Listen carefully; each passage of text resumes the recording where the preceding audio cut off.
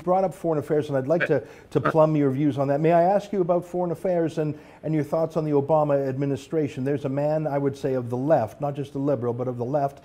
Do you generally approve or disapprove of Obama's foreign affairs conduct? Obama is a man of the center-right. He's not, that's called the left in the United States, but that's an indication of the narrowness of the spectrum. Under Obama, if you look at global opinion, which doesn't get published here, but it's real, so Gallup polls of international opinion, you find that the United States, one of the questions that's asked is which country in the world is the greatest threat to world peace?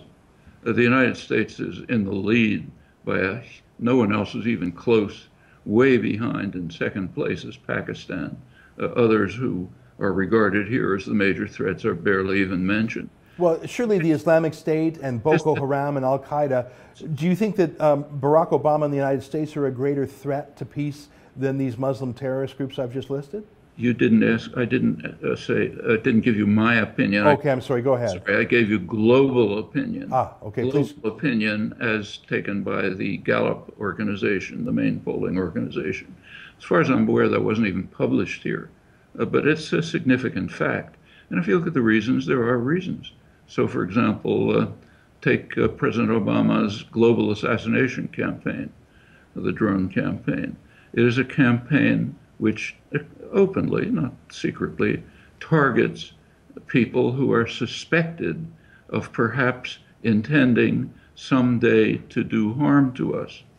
Can you imagine if, say, Iran was carrying out a global campaign to assassinate people who it thought might be of harm to them? I mean, we'd probably nuke them. But when we do it, it's fine, and it's called, and you call it left. I take your point. Are there any political leaders in the United States that come close to expressing your views on foreign policy, or are all of the major parties bereft of such people? Oh, no, they have them. I mean, and in fact, they range all over the spectrum.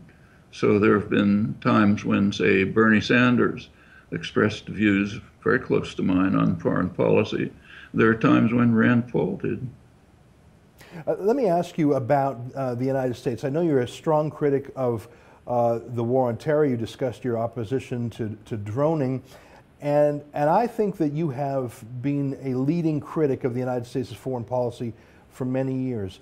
But I want to bring you back to this Muslim terrorism I referred to earlier, the Islamic State, Boko Haram, Al-Qaeda, Al-Shabaab. There's too many to list.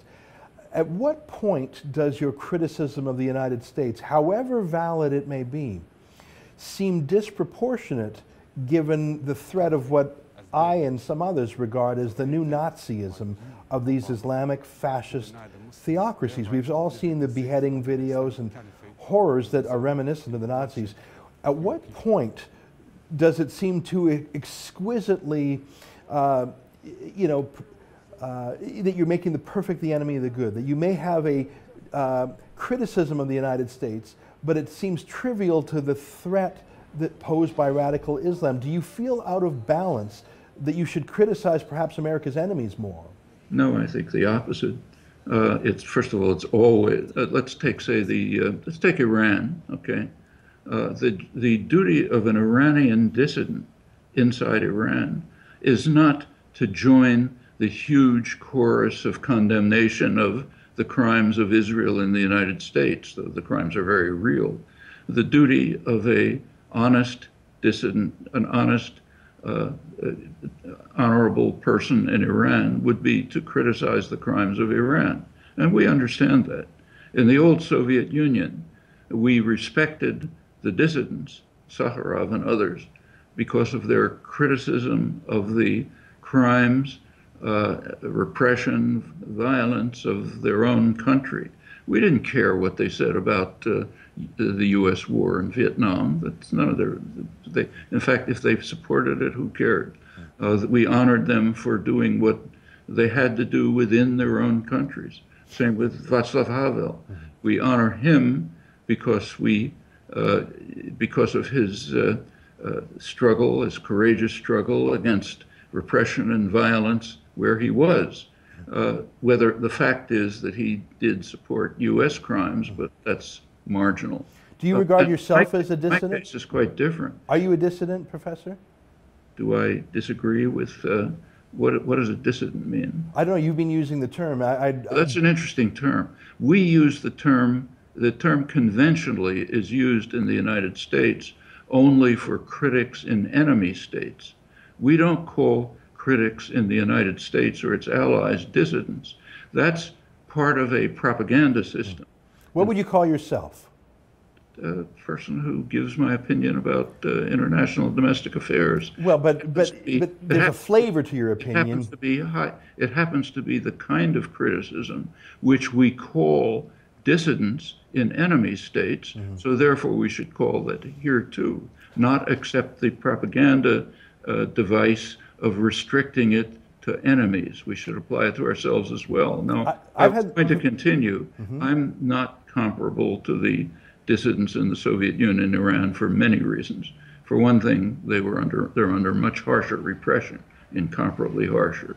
Secondly, I do extensively condemn the crimes of enemies. They didn't, in fact, but I do. So there's many differences. I appreciate that, and I'm glad you pointed those out. I want to ask you, because you're such a strong critic or dissident of the United States, is there a model society? Is there another country or jurisdiction that you think America should be more like? We all work towards an ideal or a utopia, but is there a manifestation of these ideals on Earth that you think America should be more like? I don't think there's any particular society that I would, if I were, any society that I can think of, if I were living there, I'd be criticizing what its aspects of its policies that deserve harsh criticism. But you're more than just a grouch. You have a particular philosophy of, and I want to know if there's a place on Earth that is more attuned to your philosophy. I know you would criticize everything, and so perhaps I'd call you a critic, not a dissident. Is there a better society than America? First of all, expressing criticism of society is not being a grouch. Václav Havel was not a grouch. Sakharov was not a grouch. They were doing something. Shirin Ebadi in Iran is not a grouch. They're doing something very significant, and they are not. And it's not just negative. You're not saying, "Look, stop this crime." It's also saying, "Live up to this ideal." For the United States, we should say, yes, we should live up to ideals that we profess. We profess a belief in democracy. Fine, we should try to live up to it. To the extent that we don't, it should be criticized, and not only just criticized, but active efforts should be made to overcome it. That's the role of, I think, any decent person. We call them dissidents in other countries, so let's call them that here. You're very patient with me. I have two last questions. You mentioned the ideals that all Americans are striving to live up to and which will probably never be met. I didn't say which we claim to be living. We claim to be. Thank you. You're very precise in your language, and I should be more precise in my characterization of you. Are America's ideals themselves noble, or do you object to America's ideals as, say, expressed in the Constitution? Do you believe that the American Constitution is an idealistic document that we should work towards and strive towards? The U.S. Constitution had positive elements and quite negative elements. So, for example, one part of the Constitution authorized the capture and return of slaves to their owners. Well, fortunately, many years later, that was overcome. There are other things in the Constitution that I think are quite admirable. There are others that should be changed. Last question. You've been very generous with your time, and my questions certainly are prodding you. You're very kind to answer them. I want to talk about the Middle East. We've talked about it circuitously, but you are a critic of Israel, and I want to transpose your comments about being a critic of America to being a critic of Israel.